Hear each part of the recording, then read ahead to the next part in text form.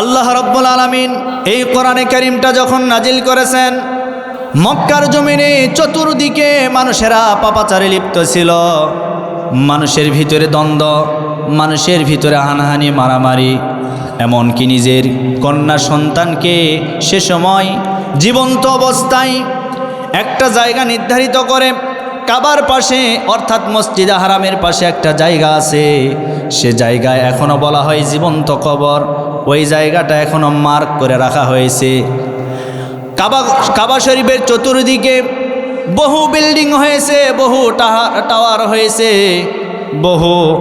বহুতল ভবন হয়েছে, কিন্তু আজ পর্যন্ত ওই কাবার চত্বরে যে জায়গায় কন্যাদেরকে জীবন্ত পুঁতে রাখা হতো, ওই জায়গায় এখন পর্যন্ত কোনো বিল্ডিং উঠাতে পারে না। এমন একটা সময় আমার নবীজি মক্কাতে আসলেন। আসার পরে আল্লাহ রাব্বুল আলামিন বললেন, হে আমার পয়গম্বর, হে আমার নবী, আপনি চলে যান। কোথায় চলে যাবেন? আমার নবীজি হেরা পর্বতে চলে গেলেন। মক্কা থেকে প্রায় 2-2.5 কিলোমিটার দূরে হেরা পর্বত। সেই হেরা পর্বতে চলে গেলেন। হেরা পর্বতে যাওয়ার পরে আমার নবীজি ওই হেরা পর্বতে ধ্যানমগ্ন অবস্থায় থাকলেন। থাকার পরে আমার রাসূলের প্রতি সর্বপ্রথম যে ওহীটা নাজিল হয়েছে, সেই ওহীটার নাম হচ্ছে ইকরা বিসমি রাব্বিকাল্লাযী খলাক, খলাকাল ইনসানা মিন আলাক। জোরে বলি আল্লাহু আকবার।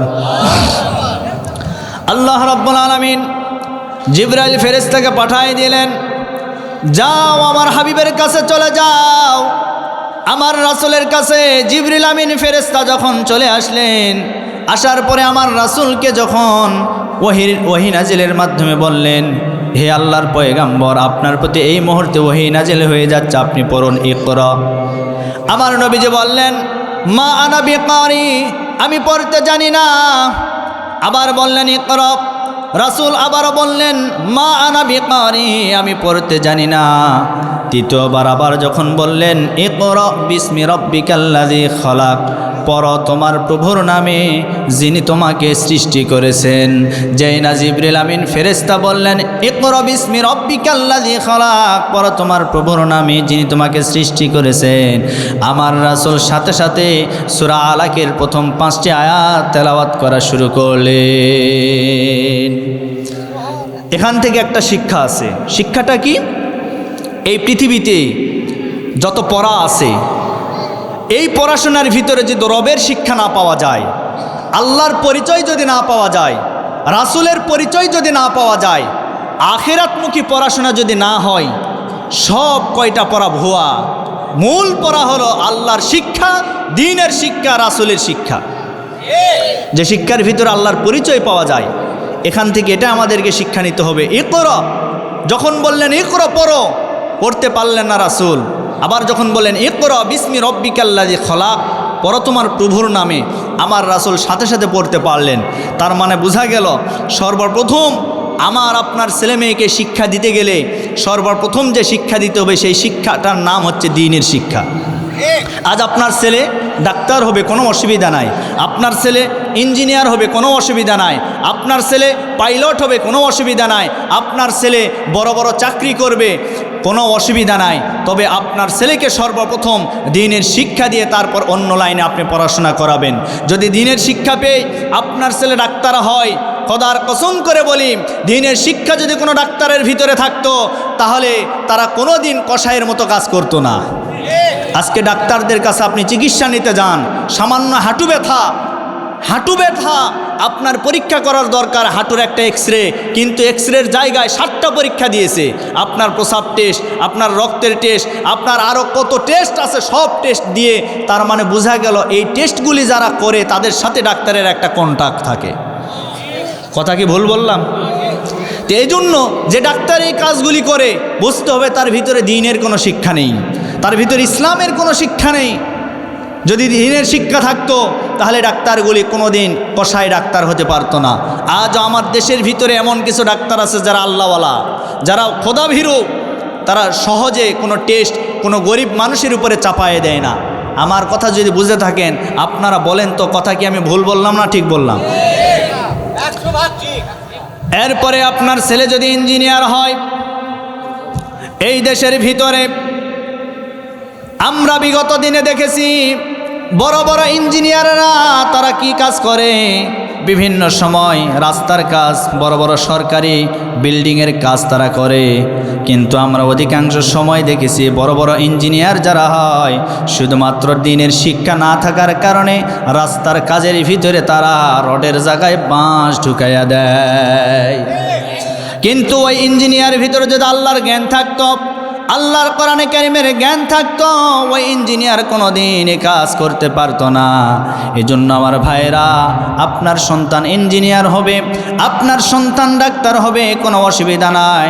তবে সর্বপ্রথম আপনার সন্তানকে কোরআনে কারিমের শিক্ষা অর্থাৎ দ্বীনের শিক্ষা দেওয়া আমার রাসূল এটা ফরজ করে দিয়েছেন।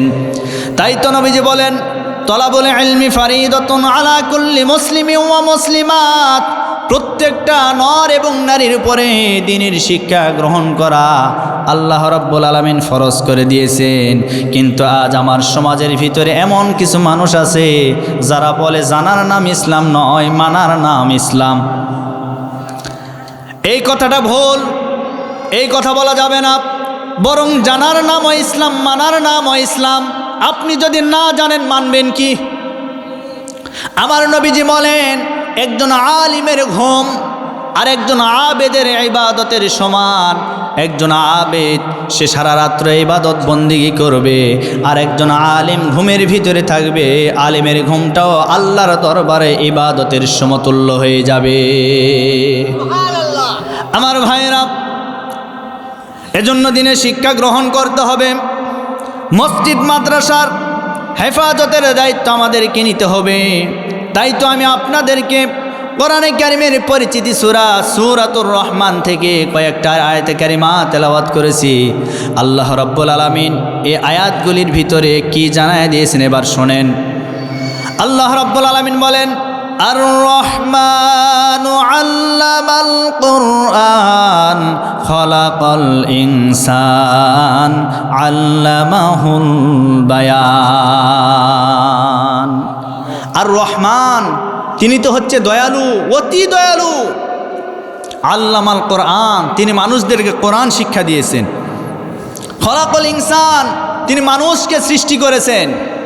আমাদের সৃষ্টিকর্তাকে, মুখ বন্ধ রাখবেন না, জবান খুলে বলেন আমাদের সৃষ্টিকর্তাকে। আল্লাহ বলেন আমি তো মানুষ সৃষ্টি করেছি। এরপরে অন্য আয়াতে কারিমার ভিতরে বলেন, বান্দারে আমি তোমাদেরকে সৃষ্টি করলাম, এরপরেও তোমরা আমাকে চেনো না। কেন এত অহংকার করো, কেন এত গৌরব করো? কারণ আমি তো তোমাদেরকে সৃষ্টি করেছি, তোমাদের কিছুই ছিল না। আল্লাহ রাব্বুল আলামিন বলেন, হাল আতা আলাল ইনসানি হিনুম মিনাদ দাহরি লাম ইয়াকুন শাইআম মাযকুরা। মানুষ, তোমরা কেন আমাকে ভুলে গেলে? তোমরা আমাকে চেনো না কেন? কারণ আমি তো আল্লাহ তোমাদেরকে সৃষ্টি করেছি, কেন ভুলে গেলে? আমার ভাইয়েরা, আল্লাহ রাব্বুল আলামিন আমাদেরকে দুনিয়ার জমিনে পাঠিয়ে দিয়েছেন। পাঠিয়ে দেওয়ার পরে আল্লাহর নবীর উপরে সর্বপ্রথম কোরআনে কারিম নাজিল করেছেন। আল্লামাল কোরআন, আল্লাহ বলেন আমি মানুষকে কোরআন শিক্ষা দিয়েছি। আর এই কোরআনটা সর্বপ্রথম শিক্ষা দিয়েছেন আমার রাসূলকে। আমার রাসূল যখন হেরা পর্বতে কোরআনটা পেলেন, আমার ভাইরা, হেরা পর্বত এমন উঁচু জায়গায়, আমার মতো যুবকের সময় লেগেছে প্রায় 45 মিনিট এই পাহাড়ের চূড়ায় উঠতে। শুরু থেকে একেবারে শেষ পর্যন্ত উঠে গেছিলাম। যাওয়ার পরে দেখি সামান্য একটা গুহা, এই গুহার ভিতরে একটা মানুষ নামাজ আদায় করতে পারবে, 2 জন ব্যক্তি প্রবেশ করতে পারবে না। এমন একটা ছোট্ট গুহার ভিতরে আমার রাসূল ওই জায়গায় 40 দিন অবস্থান করেছিলেন। 40 দিন থাকার পরে আমার রাসূলের প্রতি ওহী নাজিল হয়েছে। এই 40টা দিন আমাদের মা আম্মা জান খাদিজাতুল কুবরা রাদিয়াল্লাহু তাআলা আনহা তিনি তার গৃহ থেকে, তার বাড়ি থেকে আমার রাসূলের কাছে প্রতিদিন খাবার নিয়ে যেতেন। এমনকি ওই পাহাড় বেয়ে বেয়ে ওই পাহাড়ের চূড়ায় তিনি উঠে যেতেন। আমার ভাইয়েরা, যখন আমি উঠেছিলাম আমার তো মনে হয়েছে আল্লাহর কুদরত ছাড়া আম্মাজান খাদিজা ওই পাহাড়ে উঠতে পারতো না। আম্মাজান খাদিজা উঠেছেন, সে জায়গায় আমার রাসূল ওহী প্রাপ্ত হয়েছেন। ওহী নাজিল হয়ে যাওয়ার পরে আমার রাসূল হেরা পর্বত থেকে নিচে আসলেন। আসার পরে আম্মাজান খাদিজাকে বললেন, খাদিজা, আমার শরীরটা কম্পন তৈরি হয়ে গেছে, আমার শরীরের ভিতরে কাঁপুনি তৈরি হয়ে গেছে। খাদিজা, দাও একটা চাদর দাও, ওই চাদরটা দিয়ে আমার শরীরটা একটু ঢেকে দাও। আম্মাজান খাদিজাতুল কুবরা রাদিয়াল্লাহু তাআলা বললেন, হুজুর, আপনি ঘাবড়াবেন না, আপনি ভয় পাবেন না। তার কারণে এই পৃথিবীর জমিনে আপনি কোনো মানুষের ক্ষতি করেন নাই, এরপরে কোনো দুষ্ট জিন আপনাকে আক্রমণ করতে পারে না, আপনি ভয় পাবেন না। তখন রাসূল বললেন, খাদিজা, আমার প্রতি ওহী নাজিল হয়ে গেছে, আজ থেকে আমি আল্লাহর পয়গাম্বর হয়ে গেলাম, নবুয়ত প্রাপ্ত হয়ে গেলাম, নবী হয়ে গেলাম। দায়িত্ব হলো আল্লাহর পক্ষ থেকে যে রিসালাতের দায়িত্ব আমাকে দিয়েছে, এই রিসালাতের দায়িত্ব সমাজের মানুষদের প্রচার করতে হবে। তবে খাদিজা, আমি তোমার কাছে সর্বপ্রথম দিনের দাওয়াতটা দিতে চাই, তুমি এই মুহূর্তে আমার হাতে হাত রেখে কালেমা পড়ে মুসলমান হয়ে যাও।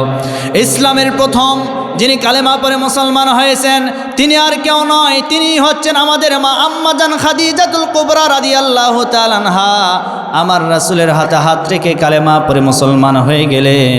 আমার রাসূলের হাতে হাত রেখে সর্বপ্রথম আম্মাজান খাদিজাতুল কুবরা রাদিয়াল্লাহু তাআলা আনহা কালেমা পড়ে মুসলমান হয়ে গেলেন।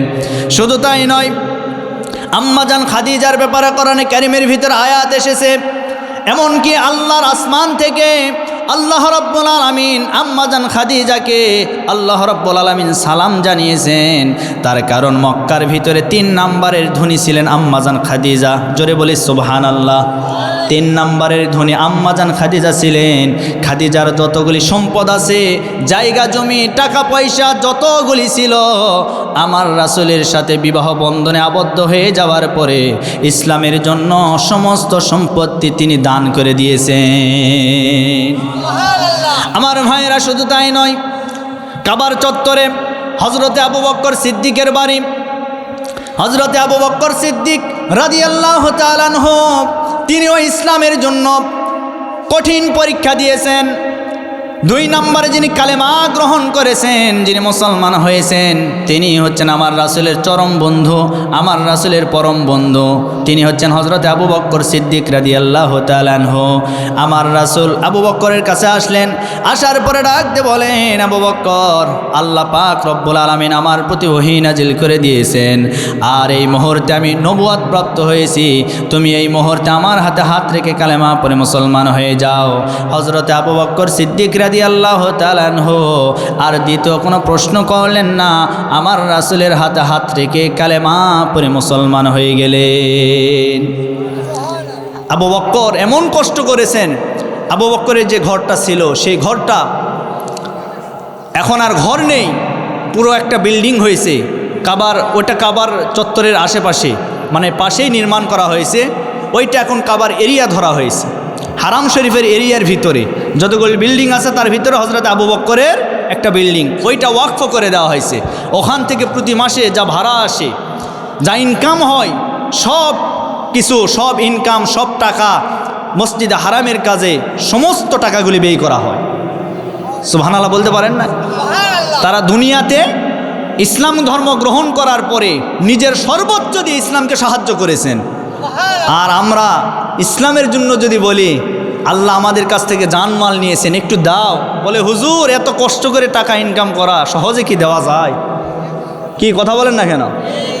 অথচ আল্লাহর কোরআনের আয়াত সূরা তাওবার 111 নম্বর আয়াত, আল্লাহ রাব্বুল আলামিন বলেন, ইন্নাল্লাহা আশতারা মিনাল মুমিনিনা আনফুসাহুম ওয়া আমওয়ালাহুম বিআন্না লাহুমুল জান্নাহ ইউকাতিলুনা ফি সাবিলিল্লাহি ফায়াকতুলুনা ওয়া ইউকতালুন ওয়া'দান আলাইহি হাক্কান ফিত التوراة والإنجيل والقرآن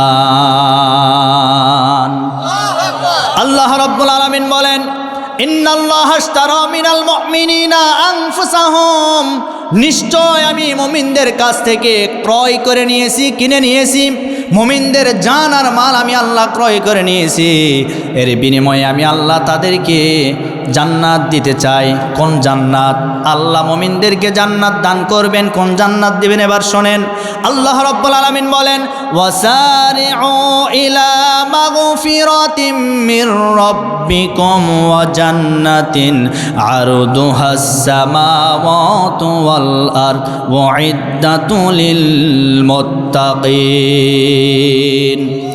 আল্লাহ বলেন তোমরা দৌড়াও তোমরা ধাবিত হও রবের ক্ষমার দিকে তোমরা ধাবিত হও আর তোমরা দৌড়াও সেই জান্নাতের দিকে কোন জান্নাত যে জান্নাত রব্বুল আলামিন আসমান আর জমিনের চাইতো বিশাল বড় করে তোমাদের জন্য তৈরি করেছেন আর এই জান্নাতের উত্তরাধিকার কারা হবে এবার শুনেন আল্লাহ রব্বুল আলামিন বলেন ওয়াবাশশিরিল্লাযীনা আমানু ওয়া আমিলুস সালিহাতি আন্না লাহুম জান্নাতিন তাজরি মিন তাহতিহাল আনহার কুল্লামা রুজিকু মিনহা মিন সামারাতির রিজকান ক্বালু হাযাল্লাযী রুজিকনা মিন ক্বাবল ওয়া উতু বিহি মুতাশাবিহা ওয়া লাহুম ফিহা আজওয়াজুম মুতাহহারাতুন ওয়া হুম ফিহা খালিদুন আল্লাহ বলেন ওয়াবাশশিরিল্লাযীনা আমানু তাদের জন্য সুসংবাদ যারা আমার প্রতি ঈমান আনয়ন করেছে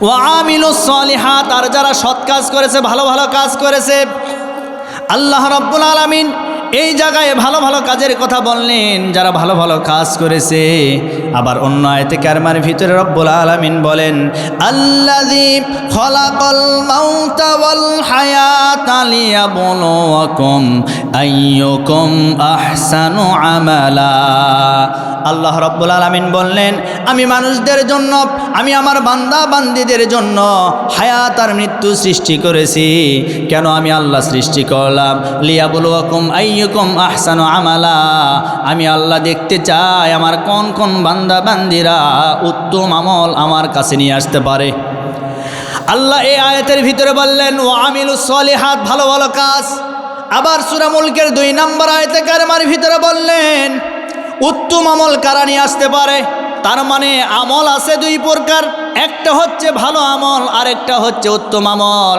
এই সমাজের ভিতরে সত্য কথা বলা এটা একটি ভালো আমল এই সমাজের ভিতরে নামাজ পড়া ভালো আমল রোজা রাখা ভালো আমল হজ করা ভালো আমল দান সদকা করা ভালো আমল ছেলে মেয়েদেরকে পড়াশোনা তার মানে দ্বীনের শিক্ষা দেওয়া এটাও হচ্ছে ভালো আমল আল্লাহ সূরা মুলকের ভিতরে বললেন না না না আমি আল্লাহ বান্দা বান্দীদের কাছ থেকে উত্তম আমলটা দেখতে চাই আল্লাহ রাব্বুল আলামিনকে প্রশ্ন করলাম আল্লাহ আপনি বলে দেন উত্তম আমল কোনটা কোন কোন কাজ করলে আমরা সহজে তোমার জান্নাত পেতে পারবো তুমি একটু বলে দাও আল্লাহ রাব্বুল আলামিন বললেন তুমিনুনা বিল্লাহি ওয়া রাসূলিহি ওয়া তুজাহিদুনা ফি সাবিলিল্লাহি বিআমওয়ালিকুম ওয়া আনফুসিকুম যালিকুম খায়রুল লাকুম ইন কুনতুম তা'লামুন আল্লাহ রাব্বুল আলামিন বললেন তুমিনুনা বিল্লাহ এক নম্বর আল্লাহর প্রতি ঈমান আনা দুই নম্বরে ওয়া রাসূলিহি রাসূলের প্রতি ঈমান আনা ওয়া তুজাহিদুনা ফি সাবিলিল্লাহ আর এই ঈমানের দাবি অনুযায়ী আল্লাহর রাস্তায় কি করা সংগ্রাম করা জিহাদ করা লড়াই করা বিআমওয়ালিকুম ওয়া আনফুসিকুম আল্লাহ রাব্বুল আলামিন জান আর মাল দিয়ে এই রাস্তায় জিহাদ করতে বলেছেন সংগ্রাম করতে বলেছেন আর এই জিহাদ করা আল্লাহর রাস্তায় লড়াই করা এটাই হচ্ছে উত্তম কাজ এটাই হচ্ছে উত্তম আমল আমার ভাইরা এই উত্তম আমল যারা করতে পারবে রব্বুল আলামিন তাদেরকে আল্লাহর জান্নাত দান করে দিবেন আরো জোরে বলেন সুবহানাল্লাহ সেই জান্নাতে কি আমরা যেতে চাই? আমার ভাইয়েরা, আমি আপনাদেরকে যেটা বোঝানোর চেষ্টা করতেছিলাম, আল্লাহ আমাদেরকে জান আর মাল ক্রয় করে নিয়েছেন, আল্লাহর বিনিময়ে আমাদেরকে জান্নাত দিতে চান। আর সেই জান্নাত কত বড় হবে? জান্নাতটা আসমান এবং জমিনের চাইতেও বিশাল বড় হবে। আবার আল্লাহ বললেন, আমি বান্দাদেরকে যে জান্নাত দান করব, সেই জান্নাতের তলদেশ দিয়ে আনহার, তার মানে এক বচন নয়, দ্বিবচন নয়, আল্লাহ বহু বচন ব্যবহার করেছেন। নাহার হচ্ছে এক বচন, আনহার মানে বহু বচন, একটা নয় দুইটা নয়, আমি আল্লাহ শত শত নদী ওই জান্নাতের তলদেশ দিয়ে প্রবাহিত করব। আল্লাহ শত শত নদী জান্নাতের তলদেশ দিয়ে প্রবাহিত করবেন। সেই জান্নাতে কি আমরা যেতে চাই? ভাই, দু একজন ওঠাউটি করছেন, আমি কি আলোচনা শেষ করব? কি চলবে? চলবে। আমার ভাইয়েরা, বেশি লম্বা করব না। তাহলে আমি আপনাদেরকে বলতেছিলাম, দ্বীনের শিক্ষা আমাদের সকলের জন্য বাধ্যতামূলক, আল্লাহ ফরজ করে দিয়েছেন। এই দ্বীনের শিক্ষা যদি আজকে আমাদের ভিতরে না থাকে, আমরা ভালো মানুষ কোনোদিন হতে পারবো না। আর এই দ্বীনের শিক্ষা দেওয়ার কারণে, মানুষকে ইলম শিক্ষা দেওয়ার মাধ্যমে আল্লাহ রাব্বুল আলামিন এই মানুষদেরকে কিন্তু শ্রেষ্ঠত্ব দান করেছেন। আল্লাহ রাব্বুল আলামিন বলেন, ওয়াল্লামা আদামাল আসমাআ কুল্লাহা সুম্মা আরাদাহুম আলাল মালাইকাতি ফাকালা আম্বিউনি বিআসমাই হাউলাই ইন কুনতুম সাদিকিন। আল্লাহ ফেরেশতাদেরকে বললেন, হে আমার ফেরেশতারা, আল্লাহ যখন মানুষকে সৃষ্টি করলেন, করার পরে ফেরেশতারা দাবি জানিয়েছিল, না, আপনি মানুষকে সৃষ্টি করবেন না, কারণ তারা ঝগড়া করবে, বিবাদ করবে, তারা মারামারি করবে। তখন আল্লাহ বলেছিলেন, ক্বালা ইন্নী আ'লামু মা লা তা'লামুন, আমি আল্লাহ যা জানি তোমরা সেটা জানো না। এই কথা বলার পরে ফেরেশতাদেরকে আবার বললেন, দেখো আমি কেন তোমাদেরকে বলেছিলাম। আল্লাহ আদমকে বললেন যে তুমি এগুলোর নাম বলে দাও। আল্লাহ শিক্ষা দিলেন, দেওয়ার পরে বললেন তুমি এগুলোর নাম বলো। আদম আলাইহিস সালাতু ওয়াস সালাম সমস্ত নাম বলে দিলেন, একটার পরে একটা নাম বললেন। আমার প্রিয় বন্ধুগণ, আমার ভাইরা, এজন্য আল্লাহ রাব্বুল আলামিন মানুষদেরকে ফেরেশতাদের উপরে শ্রেষ্ঠত্ব দান করেছেন। সুবহানাল্লাহ। মানুষের মর্যাদা আল্লাহ শ্রেষ্ঠত্ব দিয়েছেন।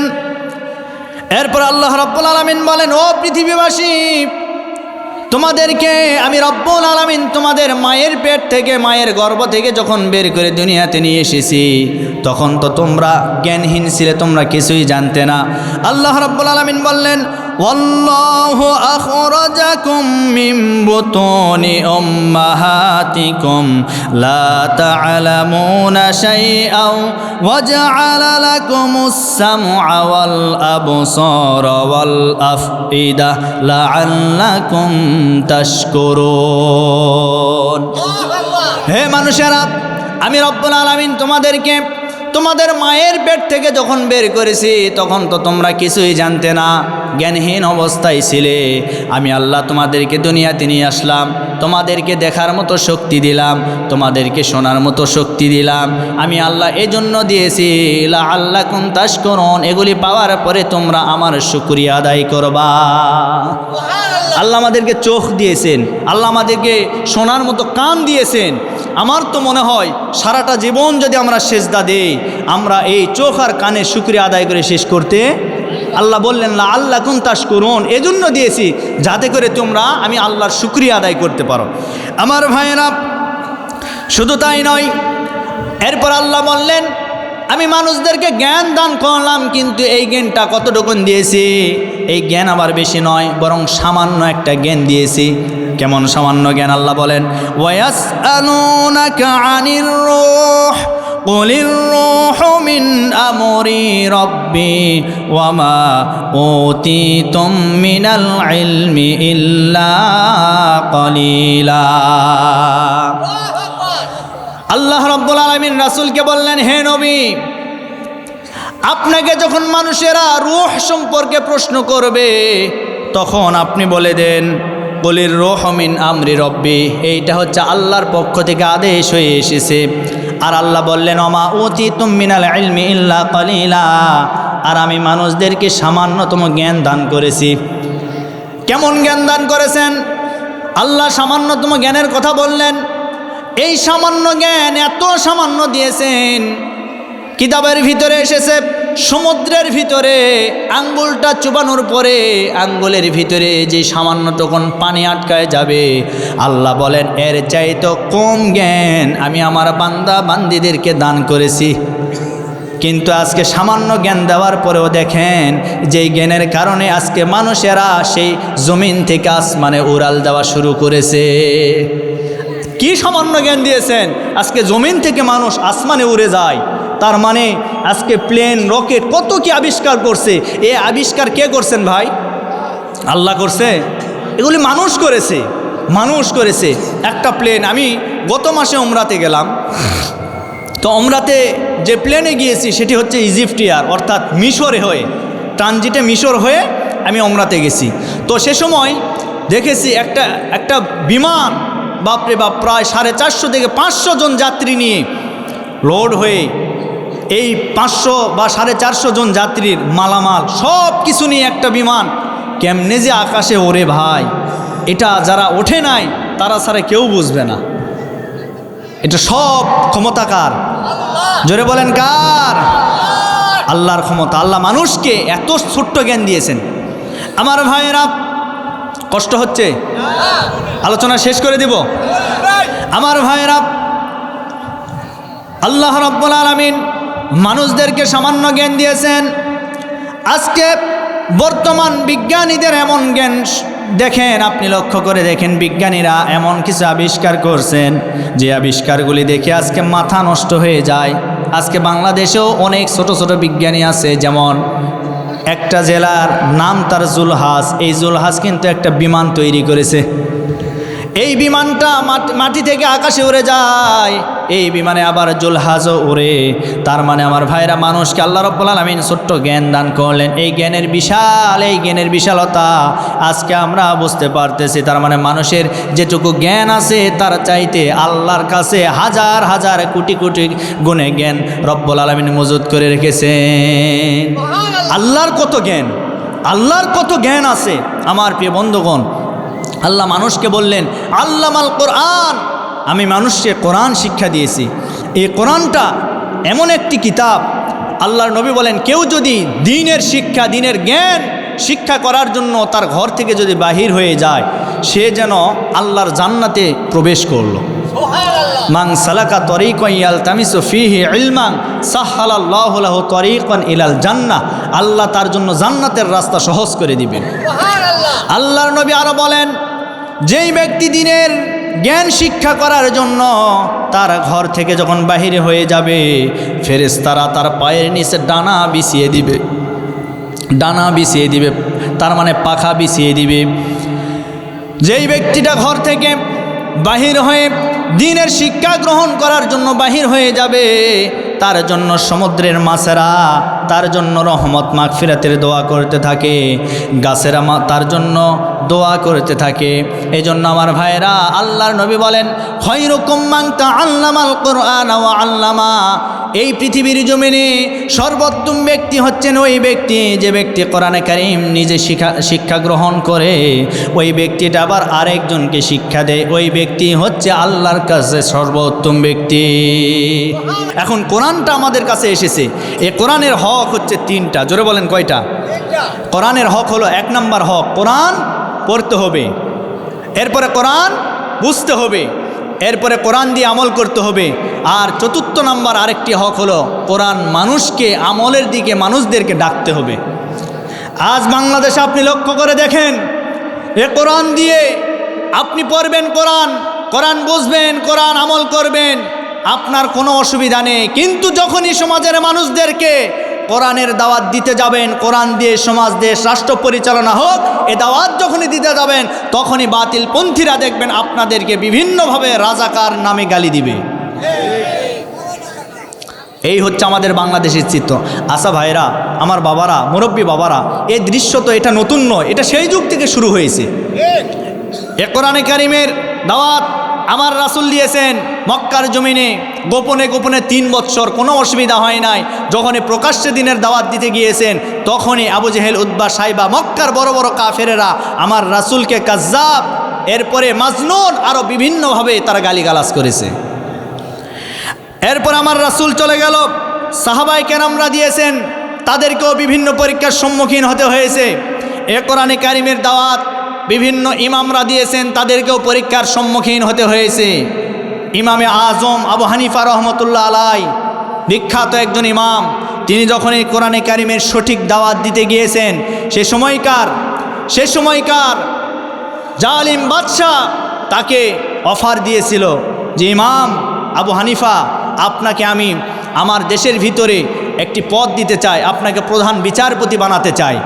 তখন তিনি বলেছিলেন, প্রধান বিচারপতি কেন, আমাকে যদি এর চেয়েও বড় পদ দেওয়া হয়, আর যতক্ষণ পর্যন্ত জালিম ক্ষমতায় থাকবে ততক্ষণ পর্যন্ত এই পদবি আমি গ্রহণ করতে চাই না। আল্লাহু আকবার বলেন। ইমাম আজম আবু হানিফাকে গ্রেফতার করা হলো শুধুমাত্র এই দিনের প্রচার করতে গিয়ে। গ্রেফতার করার পরে ইমাম আজম আবু হানিফাকে জেলখানায় বন্দি করা হলো। বন্দি করার পরে ইমাম আজম আবু হানিফাকে বিভিন্ন অফার দেওয়ার পরে বলা হলো, এখনো সময় আছে, আপনি বাদশাকে বাদশা বলে মেনে নেন, আপনি শাসককে শাসক বলে মেনে নেন, আর আপনাকে যে পদ দেওয়া হয়েছে, যে পদে আপনাকে অধিষ্ঠিত করা হবে, সেই পদটা আপনার জন্য এখনো ফাঁকা আছে, আপনাকে লিখে দেওয়া হবে ওই পদ। আপনাকে প্রধান বিচারপতি বানানো হবে, আপনাকে রাষ্ট্রের সর্বোচ্চ প্রধান বিচারপতি বানানো হবে, আপনি এই পদটা গ্রহণ করুন। ইমামে আজম আবু হানিফা রহমতুল্লাহ আলাইহি বললেন, না না না, ওই পদের চাইতে বরং আমার কাছে এই জেলখানার প্রকোষ্ঠ, এটাই আমার কাছে ভালো। আমার ভাইরা, যুগে যুগে যারা ইসলামের জন্য, দ্বীনের জন্য কাজ করেছেন, তারাও বিভিন্নভাবে জেলখানার ভিতরে বন্দী থেকেছেন। আজ আপনি আমাদের বাংলাদেশের দিকে তাকান, আমাদের কোরআনের মুফাসসির আল্লামা সাঈদী সাহেব যতদিন পর্যন্ত কোরআন পড়েছে কোনো সমস্যা ছিল না, কোরআন বুঝেছে কোনো সমস্যা ছিল না, কোরআন দিয়ে আমল করেছে কোনো সমস্যা ছিল না। যখনই কোরআনের দাওয়াত, কোরআনের সঠিক প্রচার সমাজের মানুষদেরকে প্রচার করেছে, তখনই আল্লামা সাঈদীকে দিলু রাজাকার বলে জালিমের বাচ্চারা জেলখানায় বন্দি করে রেখেছিল। আল্লামা সাঈদী সাহেব উনি আমাদের কাছ থেকে বিদায় নিয়ে চলে গেছেন। তবে মনে রাখবেন, যারা ভালো ভালো মানুষদের নামে মিথ্যা মামলা হামলা দিয়া জেলখানায় বন্দি করে বিদায় করে দিয়েছে, আল্লাহ রাব্বুল আলামিন দুনিয়াতে তাদেরকে বিচারের সম্মুখীন করেছে। যেই ট্রাইব্যুনাল গঠন করেছিল জালিম সরকার, যেই ট্রাইব্যুনাল গঠন করেছিল, সেই ট্রাইব্যুনালে আজকে তাকে ফাঁসির রায় দেওয়া হয়েছে। তার মানে বোঝা গেল, আপনি দুনিয়াতে কোনো ভালো মানুষের একটা ক্ষতি করবেন, আল্লাহ আপনার ডবল ক্ষতি করে আপনার গোষ্ঠী সুদ্ধা দুনিয়া থেকে নির্মূল করে দিবে। তার প্রমাণ বদরের প্রান্তর। একটু ইতিহাস জানুন। বদরের ময়দানে ইসলামের প্রথম যুদ্ধ সংগঠিত হয়েছে। সেই যুদ্ধের ভিতরে আমার ভাইয়েরা মুসলমানদের নেতা ছিলেন আমার রাসূল নিজেই। আমার রাসূল নিজে নেতৃত্ব দিয়েছেন। 17 রমজান, এই রমজান মাসে যুদ্ধ হয়েছে। আমার রাসূল সমস্ত সাহাবীদেরকে বলেছেন, ও সাহাবীরা, তোমরা রোজাটা ভঙ্গ করে ফেলো। এই মুহূর্তে রোজার চাইতে আল্লাহর দিন প্রতিষ্ঠা করা আমাদের কাছে সবচাইতে গুরুত্বপূর্ণ। তার মানে বোঝা গেল, দিন প্রতিষ্ঠা করতে গিয়ে মাঝে মধ্যে রোজা যদি নষ্ট করা লাগে, আমাদেরকেও করা লাগবে। আল্লাহর নবী দিন প্রতিষ্ঠা করতে গিয়ে প্রায় 17 ওয়াক্ত নামাজ তিনি কাজা করেছেন। দিন প্রতিষ্ঠা করতে গিয়ে যদি প্রয়োজনে নামাজ কাজা করা লাগে, আমরাও কাজা করতে রাজি আছি, এটাও জায়েজ আছে। দিন প্রতিষ্ঠা করতে গিয়ে যদি আমাদেরকে ত্যাগ তিতিক্ষা স্বীকার করতে হয়, আমরাও রাজি আছি, কিন্তু কোনো বাতিলের সামনে মাথা নত করা যাবে না। জিহাদের ময়দানে আমার রাসূল চলে গেলেন বদরের প্রান্তরে। একটু মনোযোগ দেন। বদরের প্রান্তরে মুসলমান এবং কাফেরদের মাঝে যুদ্ধ শুরু হয়ে গেল। এক পর্যায়ে আমার ভাইয়েরা, 2 জন ছোট্ট ছোট্ট বালক, আমি আপনাদেরকে বোঝানোর চেষ্টা করেছি, আপনারা মানুষের কোনো ভালো মানুষের জন্য কেউ একটা ক্ষতি করে, আল্লাহ তার ডবল ক্ষতি করে। তার প্রমাণ হলো আবু জেহেল। বদরের প্রান্তরে আমার রাসূল নেতৃত্ব দেওয়ার পরে মুসলমানদের বিজয় হয়েছে। ওই বিজয় হয়ে যাওয়ার পরে আমার ভাইরা বদরের প্রান্তরে আবু জেহেল একটা বড় সোয়ারের উপরে তিনি পা দ্বারা দোল খাচ্ছিল, বিশাল বড় ওসো। আর দুইজন ছোট্ট বালক, একজনের নাম মাআজ আর একজনের নাম মুআব্বিস রাদিয়াল্লাহু তাআলা আনহুমা। এই দুজন ছোট্ট ছোট্ট বালক সাহাবী আমার রাসূলের কাছ থেকে অনুমতি নিয়ে জিহাদের ময়দানে চলে গেছে যুদ্ধ করার জন্য। তারা সর্বপ্রথম গিয়ে কাউকে ধরে নাই, সর্বপ্রথম ইসলামের চিরন্তন দুশমন আবু জেহেলকে সর্বপ্রথম আঘাত করেছে। আল্লাহু আকবার। আবু জেহেলকে যখন আঘাত করেছে তাও আবার কি দ্বারা? তরবারি দ্বারা নয়, অস্ত্র দ্বারা নয়, এরপর তীর ধনুক দ্বারা নয়। এই দুইজন বাচ্চা যখন জিহাদের ময়দানে আসবেন, যুদ্ধ করার জন্য আসবেন, মায়ের কাছ থেকে বিদায় নিতে চলে গেছে। মায়ের কাছে যাওয়ার পরে মাকে বললেন, মা আমরা জিহাদের ময়দানে যাব, আমাদেরকে বিদায় দিয়ে দাও। এইবার মা সন্তানদেরকে বিদায় দিলেন, ও আমার কলিজার টুকরা সন্তানেরা, যাও তোমরা জিহাদের ময়দানে চলে যাও, তোমাদেরকে বিদায় দিয়ে দিলাম। আর আল্লাহর কাছে দোয়া করি আল্লাহ যেন তোমাদেরকে ওই জিহাদের ময়দানে শহীদ বানায়া দেয়। বাচ্চারা প্রশ্ন করলেন, মা সকল মারা তো বাচ্চাদের জন্য এই দোয়া করতে পারে না, কিন্তু তুমি কেন আমাদের জন্য দোয়া করলে? তখন মা ডাক দিয়ে বলেন, ও আমার কলিজার টুকরা সন্তানেরা, আমি এই জন্য দোয়া করলাম, তার কারণ জিহাদের ময়দানে তোমরা যদি শহীদ হতে পারো, আর কিয়ামতের ময়দানে আল্লাহ রাব্বুল আলামিনের দরবারে যখন আমি দাঁড়িয়ে যাব, আল্লাহ যদি আমার কোনো আমল কবুল না করে, আমি ওই কিয়ামতের ময়দানে আল্লাহকে বলতে পারবো, রব্বুল আলামিন আমি দুইটা শহীদের মা হয়ে আপনার কাছে এসেছি, এর ওসিলায় হলেও আপনি আমাকে মাফ করে দেন। তখন হয়তো বা আল্লাহ আমাকে ওই কিয়ামতের ময়দানে মাফ করতে পারে। মা বোনেরা যারা কথা শুনছেন, মহিলারা আছে না নাই, তাদেরকে অনুরোধ করে বলবো, আপনার সন্তানকে, আপনার স্বামীকে অবশ্যই ইসলামী আন্দোলন, যারা ইসলামী দল করে তাদের দলের সাথে আপনার সন্তান স্বামীদেরকে আপনি যুক্ত করে দেন। এটা আপনার দায়িত্ব এবং কর্তব্য। আমি যেটা বোঝানোর চেষ্টা করতেছিলাম, আবু জেহেলকে আঘাত করলেন, ওই সোয়ার থেকে ফেলে দিলেন মাটিতে। ফেলে দেওয়ার সাথে সাথে একেবারে আবু জেহেলের পেটের উপরে উঠে বসেছে দুইটা ছোট্ট ছোট্ট বালক। মারতে মারতে আবু জেহেলকে একেবারে অবশ করে ফেলেছে। আবু জেহেল কথা বলতে পারে না, আবু জেহেল লড়তেও পারে না, চড়তেও পারে না, অজ্ঞান হয়ে গেছে। এই দুইজন ছোট্ট বালক মনে করেছে আবু জেহেল মারা গেছে। এরপরে চলে গেলেন, আরেকজন সাহাবী আসলেন, যেই সাহাবী আমার রাসূল মক্কার জমিনে কাবার চত্বরে যেই সাহাবীটা কোরআনে কারীম তেলাওয়াত করার কারণে ওই আবু জেহেলের কান পর্যন্ত কোরআনের তেলাওয়াত চলে গিয়েছিল। এই তেলাওয়াত করার কারণে আবু জেহেল ওই সাহাবীর কানের ভিতরে একটা থাপ্পড় দিয়েছিল। এমন একটা থাপ্পড় দিয়েছে, এই থাপ্পড়টা দেওয়ার কারণে ওই সাহাবী এই কান দ্বারা আর কোনো দিন শুনতে পেত না।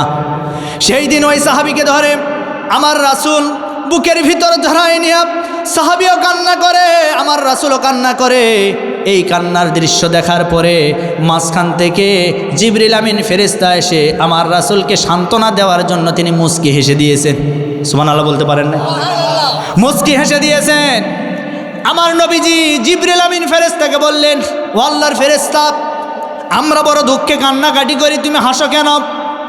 তখন জিবরিল আমিন ফেরেশতা আল্লাহর নবীকে বললেন, হুজুর, আমার হাসার কারণ হলো আমি আপনাকে সান্ত্বনা দিতে এসেছি, আপনি কোনো দুঃখ নেবেন না, কষ্ট নেবেন না।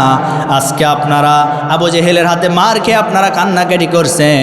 যেই ব্যক্তিকে, যেই সাহাবীকে আবু জেহেল থাপ্পড় মেরেছে, এমন একটা দিন আসবে ওই ব্যক্তি, ওই সাহাবীর দ্বারা আল্লাহ রাব্বুল আলামিন আবু জেহেলকে নাস্তানাবুদ করে ফেলবে। আল্লাহু আকবার। এইবার আমার ভাইরা ওই সাহাবী করলেন কি, আবু জেহেলের কাছে চলে গেলেন। যাওয়ার পরে আবু জেহেলকে একেবারে দ্বিখণ্ডিত করে ফেললেন। দ্বিখণ্ডিত করার পরে মাথাটা আলাদা করলেন, দেহটা আলাদা করলেন। করার পরে এই মাথাটা আমার রাসূলের কাছে নিয়ে যাবেন। এই মাথাটা নিয়ে যাওয়ার জন্য কানের এই নিচে আস্তে করে ছিদ্র করলেন। করার পরে কানের এই ছিদ্রের ভিতরে একটা রশি বাঁধলেন। একটা ছিদ্র করার পরে রশি দিয়ে যখন টান দেয়, মাথা আসে না। কিরে মাথা আসে না কেন? এইবার সাহাবী বুদ্ধি করে কৌশল করে করলেন কি, এবার আরেকটা কান ছিদ্র করলেন, করার পরে যখন দুইটা কানের ভিতরে রশি যখন বাঁধায় দিয়েছে, যখন টানে আস্তে করে মাথা চলে আসে, আর কোনো শক্তি প্রয়োগ করা লাগে না। এখান থেকে আপনি কি বুঝলেন? এখান থেকে শিক্ষা হলো আবু জেহেল একটা কান তাকে নষ্ট করে দিয়েছে, আর বদরের প্রান্তরে তার দ্বারা আল্লাহ রাব্বুল আলামিন দুইটা কান ছিদ্র করে দিয়েছে। আজ ওই পৃথিবীতে ভালো ভালো মানুষের যদি আপনি একটা ক্ষতি করেন, আল্লাহ আপনার ডবল ক্ষতি করবে। তার প্রমাণ বর্তমান স্বৈরাচার, কয়েকদিন আগে যার ফাঁসির রায় হয়েছে, তার কথা বলেন না কেন? এই বাংলাদেশের জমিনে ইসলামী আন্দোলনের নেতার কর্মীদের উপরে জুলুম আর নির্যাতন করার কারণে যেই ট্রাইব্যুনাল গঠন করেছে, সেই ট্রাইব্যুনালের রায়ের মাধ্যমে আমার ভাইয়েরা রব্বুল আলামিন এই বাংলাদেশে বিচার ফয়সালা করে দিয়েছে। ও স্বৈরাচারের বাচ্চারা, তোমরা আর আগামীতে বাংলাদেশের ভিতরে কোনোদিন আসতে পারবা না। ফায়সালা কার? আল্লাহর ফায়সালা। এজন্য মনে রাখবেন, ভালো ভালো মানুষের কোনো দিন ক্ষতি করা যাবে না। আমার প্রিয় বন্ধুগণ, আমি আপনাদেরকে যেটা বোঝানোর চেষ্টা করতেছিলাম, ইমামে আজম আবু হানিফা রহমতুল্লাহ আলাইহি বললেন, না আমি জেলখানার ভিতরে থাকতে পারি, কিন্তু আমি জালিমের কাছে মাথা নত করতে পারি না। আবু হানিফার মাকে ডাকা হলো। ডাকার পরে আবু হানিফার সামনে যখন উপস্থিত করা হলো, সন্তানকে দেখার পরে চোখের পানি ফেলা শুরু করে দিয়েছে। আবু হানিফা ডাক দিয়ে বলেন, মা আপনি কান্না করেন কেন? আপনি ভয় পাবেন না। তখন মা ডাক দিয়ে বলেন, ও আমার কলিজার টুকরা সন্তান, আমি তো এই ভয়ে কাঁদি, না জানি কোন সময় জালিমের এই কষ্ট সহ্য করতে না পেরে জালিমের কাছে তুমি মাথা নত করে দাও। তবে আমি মা হয়ে বলছি, তোমার জীবন চলে যাবে, বাতিলের কাছে মাথা নত করবে না। আমরাও তো বলতে চাই, আমাদের জীবন চলে যাবে, আমাদের জান চলে যাবে, আমাদের মাল চলে যাবে, আমরা সব কিছু দিতে রাজি আছি, কিন্তু বাতিলের কাছে আমরা মাথা নত করতে রাজি নাই।